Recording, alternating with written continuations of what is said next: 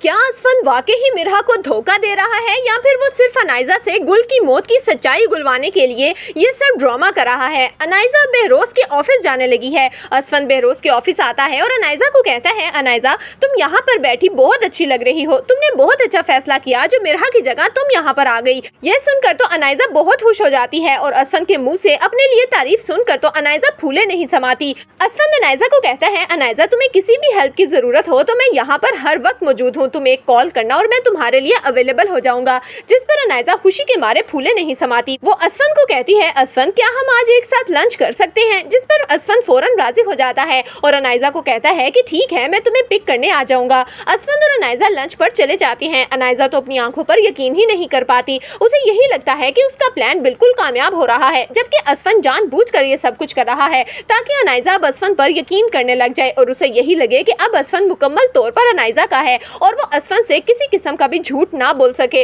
इसीलिए असफन अनाइजा को कहता है, अनाइजा मेरा बहुत दिल करता था कि मैं तुमसे शादी करूं और तुम्हें मैंने कभी भी रेड साड़ी में नहीं देखा। मैं चाहता हूं कि तुम मुझे आज शाम रेड साड़ी में मिलो। जिस पर अनाइजा फौरन राजी हो जाती है और कहती है कि आप परेशान ही ना हो, आप जैसा चाहेंगे मैं वैसा ही करूंगी क्योंकि अब मैं आपसे बहुत मोहब्बत करने लगी हूँ। जिस पर असफन मुस्कुरा देता है, जबकि मिरहा अभी तक शारिक की इस बात पर परेशान है कि आखिर शारिक ने उसे गुल की मौत के बारे में क्या बताना था जो वो इतना रिस्क लेकर उसके कमरे तक आ गया। इसलिए मिरहा बगैर असफन को बताए शारिक के घर पहुंच जाएगी। शारिक जिसका भागते हुए एक्सीडेंट हो जाता है और वो टांगों से माजूर हो जाता है, अपने घर में बैठा जैसा ही मिरहा को देखता है तो उसकी आंखों से आंसू निकल आते हैं। वो मिरहा से हाथ जोड़कर माफी मांगता है और कहता है कि मिरहा मुझे माफ कर दो, जो कुछ भी मैंने तुम्हारे साथ किया ये सब उसी की सजा है, अब मैं कभी भी चल नहीं सकूंगा। जिस पर मिरहा कहती है कि मैं तुम्हारी ये रुदात सुनने नहीं आई, मुझे साफ साफ बताओ कि आखिर तुम मुझे गुल के बारे में क्या बताना चाहते थे। जिस पर शारिक कहता है कि क्या तुम्हें असफन ने नहीं बताया? मैं तो असफन को बता चुका हूँ कि गुल की मौत के पीछे अनाइजा का हाथ है।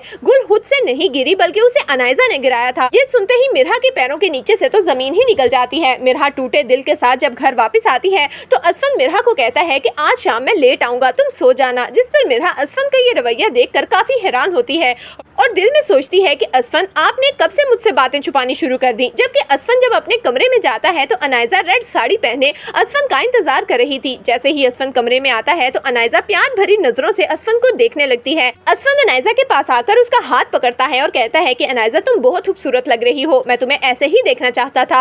असफन तो अनाइजा से प्यार भरी बातों में उसका सच उगलवाने की कोशिश करने वाला था, लेकिन उसी वक्त मिरहा कमरे में आती है और जैसे ही वो अपने कमरे में अपने कपड़े पहने अनाइजा को देखती है तो उसके मुंह पर एक जोरदार थप्पड़ मारती है और कहती है कि तुम्हारी हिम्मत कैसे हुई कि इस वक्त मेरे शोहर के साथ मेरे कपड़े पहने तुम मेरे कमरे में खड़ी हो। जिस पर अनाइजा हैरत भरी निगाहों से असफन को देखने लगती है, लेकिन असफन इस वक्त मिरहा के किसी सवाल का जवाब नहीं देने वाला और वो खामोशी से ये सब कुछ देखता रहता है। इस पर मिरहा कहती है कि असफन मैं बिल्कुल गलत थी, मैं समझी कि आप अनाइजा को भूल चुके हैं, लेकिन आज भी अनाइजा आपके दिलो दिमाग पर छाई हुई है। इस पर असफन अभी मिरहा को कुछ नहीं कहता और खामोशी से वहाँ खड़ा रहता है। जिस पर मिरहा गुस्से से असफन को कहती है कि अब मैं आपके साथ एक मिनट भी नहीं रहूंगी और वो कमरे से बाहर चली जाती है।